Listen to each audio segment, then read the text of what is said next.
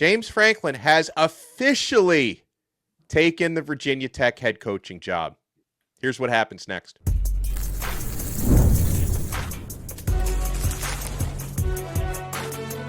You are Locked On College Crossover, part of the Locked On Podcast Network. Your team every day. Shout out to the everydayers, and thank you so much for making this Locked On ACC, Locked On Nittany Lions crossover your first listen. Zach Seyko from Locked On Nittany Lions is with us. I'm Alex Donno from Locked On ACC and Locked On Canes.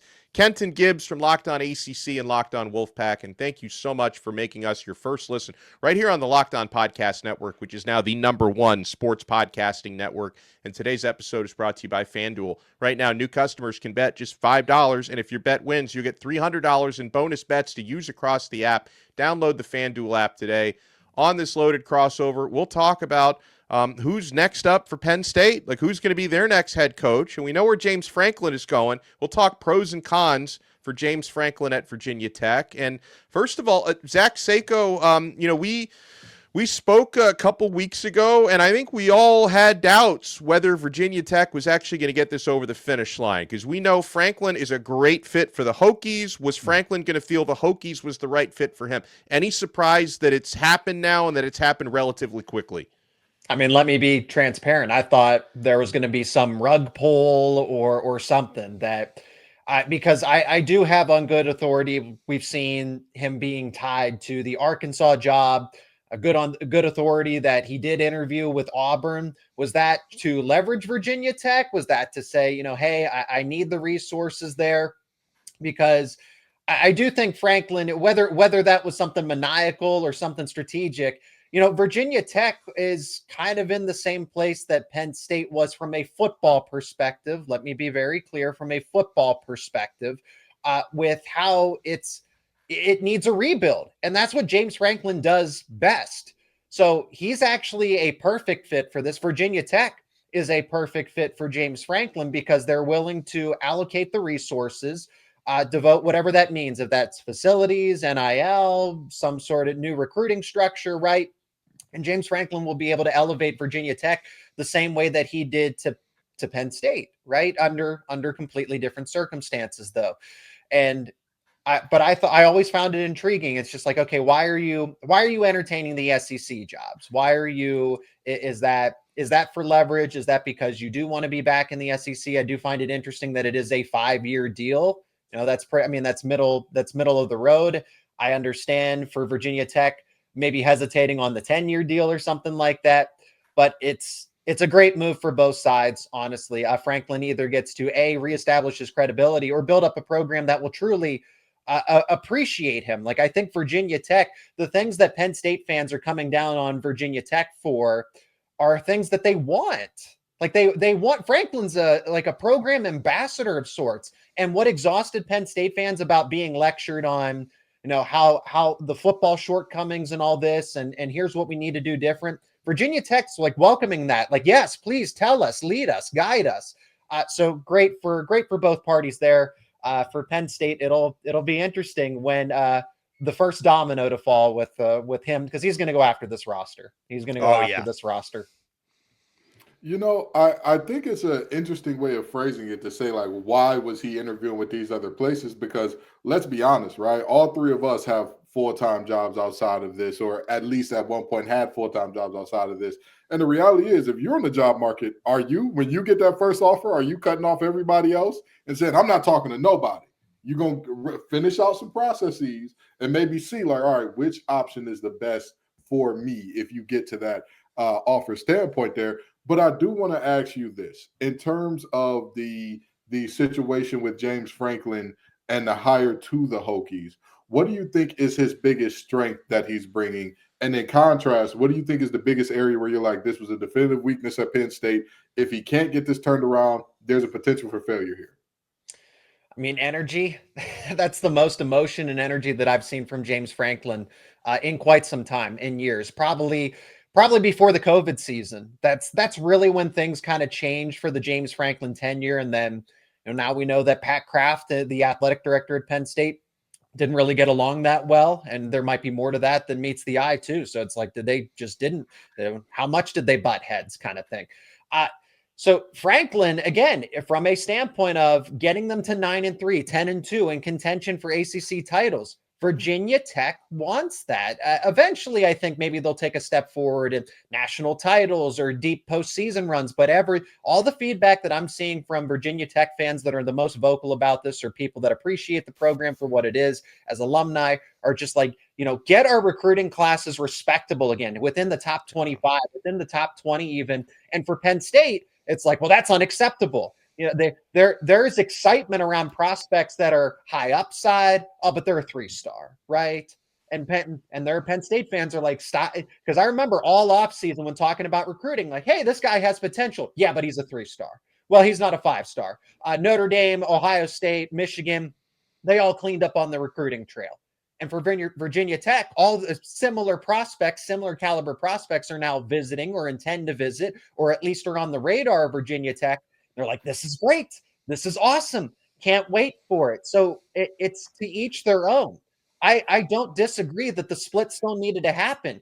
It's difficult to see it unfold, as someone put it best when they said, watching his press conferences like being at the wedding of my ex. That's exactly. And it is a little awkward because James Franklin's in a new relationship and Penn State's still single, and you don't want to just couple up for the sake of coupling up. But Franklin, a lot of positives there, because Virginia Tech, he elevates their floor, and there isn't this expectation when we need to win a national title in 3 years. People are saying, build the statue if he just gets us 10-2 seasons for the next decade. And for Penn State, that became exhausting. Yeah, and just to add to that, and I think Kenton agrees with me on this one, so I can speak for him on this. And Zach, you're outlining it there in terms of Virginia Tech's program and the expectations.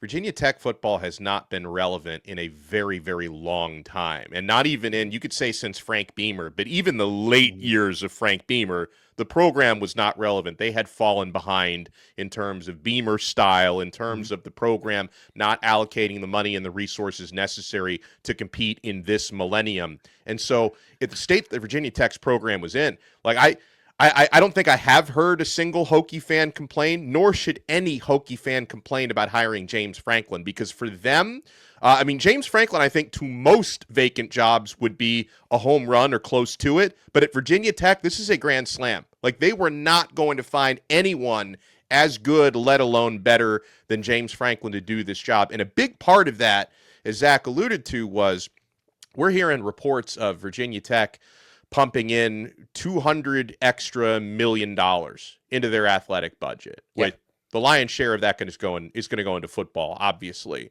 So you're not only bringing in a coach that has proven to be a program builder at a couple of different spots for a program that needs rebuilding. Virginia Tech football has not been relevant in couple decades, right? So you bring it into somebody who can do that, and you're giving him the resources necessary, and happens to be in now an area that he already recruits really well. And I want to talk a little bit more about that on the other side, because the recruiting aspect is big when we talk about the James Franklin pros and cons. And later, we are going to break down from the Penn State point of view who the next head coach is going to be. You want to keep it locked right here on this Locked On Nittany Lions, Locked On ACC crossover. We are only getting started.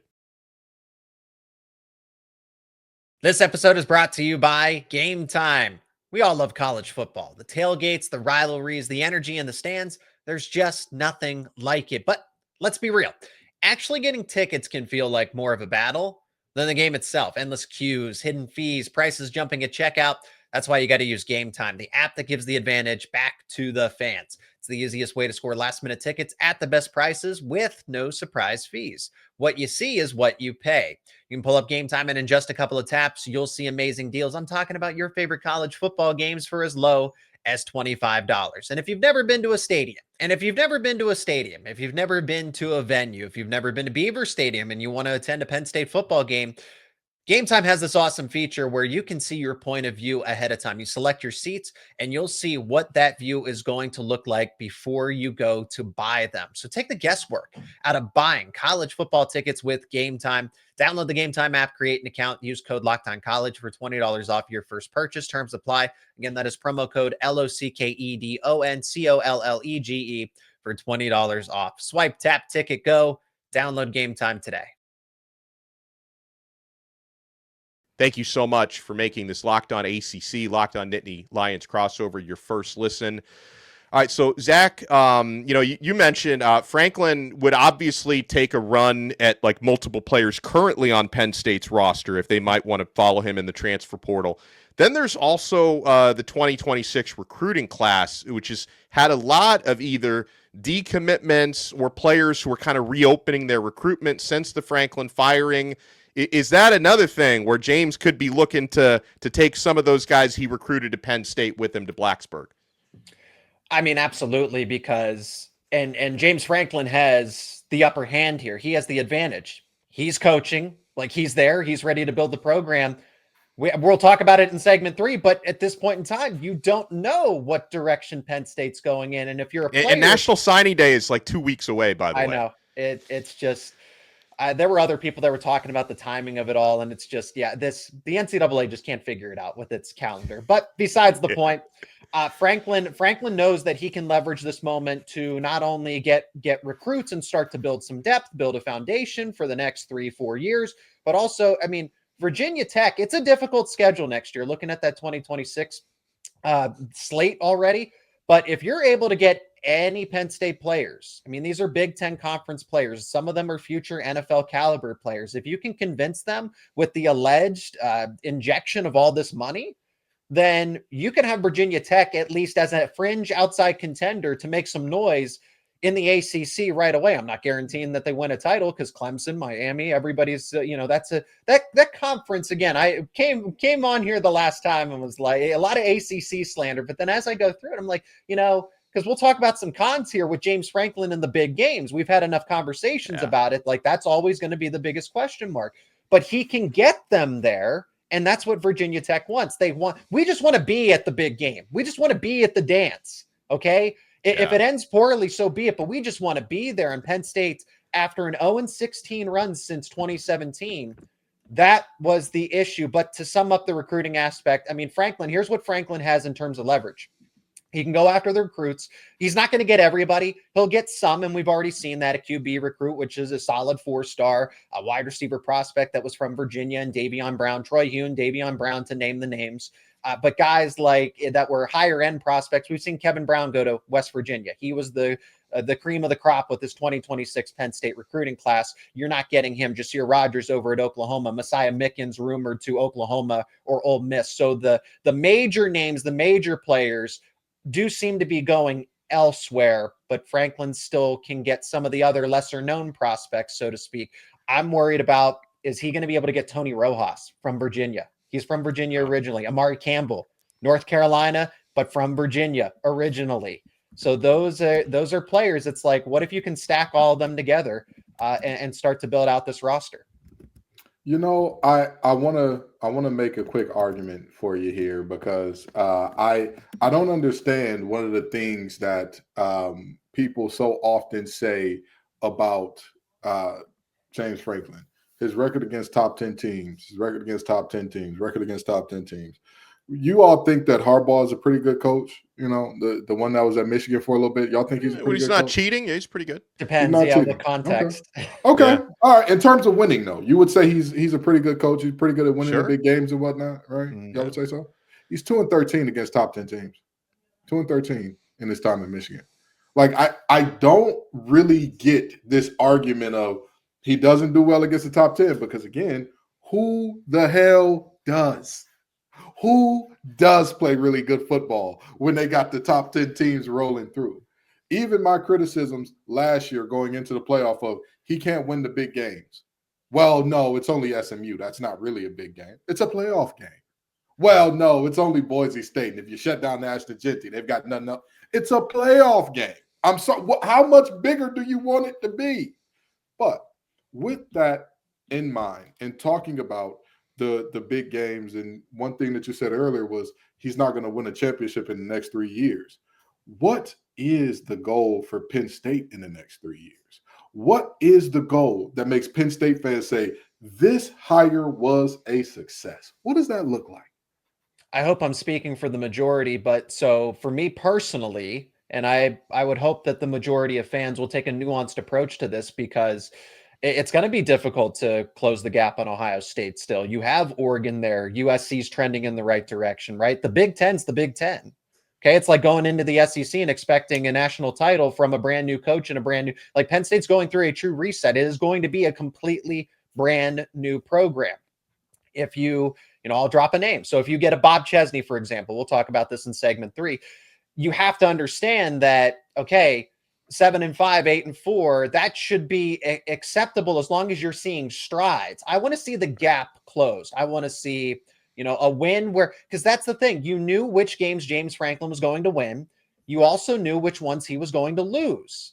And then you couple some of the things that it wasn't just, he could never win a big game. That's why he was fired. Look, him and the athletic director, if we're talking about tangible reasons, they were butting heads too much. Okay, so that was an issue. And then the athletic director, his boss, after Franklin allegedly went behind his back over top of him to go get a contract extension, like those are the things that kind of led to all of this. It wasn't just the results on the field, but then the athletic director said, aha, I have something. I got you. You tried to get me. I'm going to get you back here because you followed it up with a loss to Oregon and then UCLA and Northwestern. So not only are you not winning the games that you're not supposed to, you're not winning the games that you are supposed to. I'm not saying that's justified or whatever, but again, Franklin was 0-16 in highly contentious games since 2017. That 4-21 record, the last big games that he truly won were Wisconsin in the Big Ten championship because nobody was expecting Penn State to do that.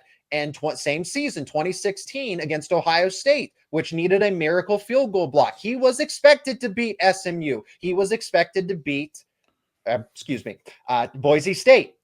But all of those other games, every time, Oregon, Ohio State, Michigan, doesn't matter. You bring up Harbaugh, he won a national title. He got them in the semifinals, or at least pretty close on a consistent basis towards the end of his tenure. I know the alleged cheating, everything else, I get it, but that's why Harbaugh is like, okay, his big game record is put to the side because he actually got over the bar. Franklin never did. Never. And that's true, Kenton, because the narratives before Harbaugh won that championship, the narrative was very similar to the James Franklin narrative. And obviously he won that championship, so that erased a lot of it. I was just about to say they beat Ohio State before that. But hold on. Yeah. Let's really get into it because, Zach, I heard a lot of words. I did not hear a tangible expectation. What is the expectation that you say it's a success? Okay. What would be the record? What would be the average record that you say Penn State fans should be happy with this? What would you say? I need to see a step up. I need them to pull again. It was simple, but it's win games you're not supposed to. Is it being 12? Is it being 12-0 overnight? No. Is it 9-3 with a couple of games where it's like, hey, you won a game where you were an underdog? Again, every time that Franklin was an underdog, he lost. So in the next 3 years, 9-3 with a couple of underdog upsets. That's the new bar that you say Penn State fans be happy with that. Is that what I'm hearing? I mean, I think that's what people just said. For once, just beat somebody. Just beat Ohio State, beat Michigan, Iowa. Whenever there was a comparable team that stepped up to the plate, it was just every single time a top 5 matchup against Iowa. It's like, surely you can beat them. Nope. A game against Ohio State, a decade. You haven't beat Ohio State in a decade. Michigan's on a 4-game winning streak. Even when they're at their lowest, they're still beating Ohio State. Well, that rivalry is a separate thing. That rivalry is a separate thing. The rivalry's so good, it don't even need a nickname. It's just the game. That is the game. You don't need nothing cute. Just the game. Okay, all right. If Franklin won one game he wasn't supposed to, this never happens. Never happens. Well, let me ask you, Kenton, your opinion on what Virginia Tech should be able to do the next 3 seasons or so with James Franklin, right? Because and the ACC, obviously, it's not the Big Ten. Like they've had some underachieving teams, but you have had teams in the ACC that, comparatively to Virginia Tech, have been stacking talent in recent years, right? I mean, Clemson is more talented than they are record-wise right now. Same thing with Florida State. I mean, Miami is underachieving a little bit this year, despite their talent, but that's a team Virginia Tech talent-wise is far away from right now, right? So Virginia Tech, if you can get a couple of strong recruiting classes and transfer portals from James Franklin, how quickly can they be in the upper echelon of the ACC? 2 years. 2 years. I think they've James Franklin came along at a perfect time. And this is this is why I'm very anti firing coaches mid-season, because it creates opportunities for teams to leapfrog in ways that they should not, right? Let me explain what I mean by that. Penn State firing him when they did gave Virginia Tech the opportunity to do what they did in hiring coach. Now, Virginia Tech probably had to go. Getting blown out by ODU is not like you can't do that with the same roster that then went on to beat NC State. You cannot tell me that, like, hey, that's something that's acceptable, getting blown out at home by ODU. So with that in mind, when that firing happened, when both firings happened, it allowed for Virginia Tech to get a jump on this thing. And we're talking about National Signing Day being 2 weeks away. If Penn State waits till the end of this season, they say, wait a minute, hold on now. We're at least through the first National Signing Day, we are at least going to have a little bit more traction. And even if it is the thought of, well, we don't want to trap kids. We want to let you know, hey, this is what's happening, da-da-da-da. Okay, great. But now you've given Virginia Tech the opportunity to have a coach that he's not coaching. All he's doing is hitting the recruiting trail, shaking hands, kissing babies, and whatnot to say, hey, this is what we're going to bring here at Virginia Tech. Come on down to Blacksburg. How about it? So I think that within 2 years, it's very possible in terms of upper echelon, in terms of top 4 to 5 teams in the ACC. I think 2 years is a very realistic time frame for that. And I would say if Franklin continues being who he is by year 3, they're going to be a perennial force in the ACC. Well, when we come back, we're going to focus on the Nittany Lions because they may be close to finding their next head coach. Zach Seyko is going to give us the scoop when we come back on this Locked On Nittany Lions, Locked On ACC crossover. And today's episode is brought to you by FanDuel. The NBA is back, and there's no better place to get in on the action than with FanDuel, the official sports betting partner of the NBA. Even if you missed the start of the game or you want to ride the hot hand, FanDuel has live bets on everything from who will score next to fourth quarter comebacks. Plus, you can even combine your live bets into a same-game parlay for a shot and an even bigger payout. It keeps every game exciting, especially when your team's making that late push. Right now, FanDuel is giving new customers $300 in bonus bets. That is right. $300 in bonus bets when your first $5 bet wins. And that can be used on anything. NBA basketball, NFL football, college football. Lines are available for Penn State versus Nebraska this weekend. The Nittany Lions are a pretty decent favorite. 8.5 points on the spread, minus 320 on the money line as it stands right now, plus 265 if you're thinking Nebraska. The total is set at 44.5. If you like those lines, you can bet them over at FanDuel.com or the FanDuel app. And remember, FanDuel is giving new customers $300 in bonus bets when your first $5 bet wins. So head over to FanDuel.com to sign up and play your game with FanDuel, the official sports betting partner of the NBA. Thank you for making this crossover your first listen. For your next listen, check out the other shows. If you're a Nittany Lions everydayer, check out Locked On ACC. If you're a Locked On ACC everydayer, check out Locked On Nittany Lions. Of course, it's going to help you get more insight on James Franklin now that he's at Virginia Tech. All right, so Zach, we last spoke a couple of weeks ago, and coaching carousels move fast. Maybe not the same candidates for Penn State as there were the last time we spoke. So who do you think the front runner is to be the next head coach of the Nittany Lions?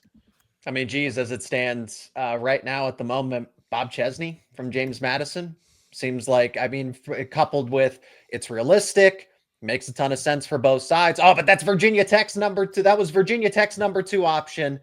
Well, James Franklin couldn't be Penn State's number 1 option, right? Because they let him go. So, but he is a really good coach. The only question that I have about him, he's a Pennsylvania guy, similar to James Franklin. He's a Cold Belt Pennsylvania guy, which is going to be a great cultural fit. Someone that's blue collar, bring your lunch pail to work, and I think Penn State wants to have more of that identity, just kind of. Because again, Franklin was good for what he was in terms of recruiting, program building, and that's exactly what Virginia Tech needs. I think Penn State kind of wants to go in a different direction where it's not so much about recruiting. Like, yes, you still need to recruit. You still need to be active in the transfer portal, but let the results speak for themselves and bring in an X's and O's guy. I mean, Bob Chesney is an X's and O's guy, and the recruiting will follow if the product on the football field, build it and they will come. So that's the hope. And I am personally willing to say Chesney has the 5 years to prove it. Like, 10, 15. No.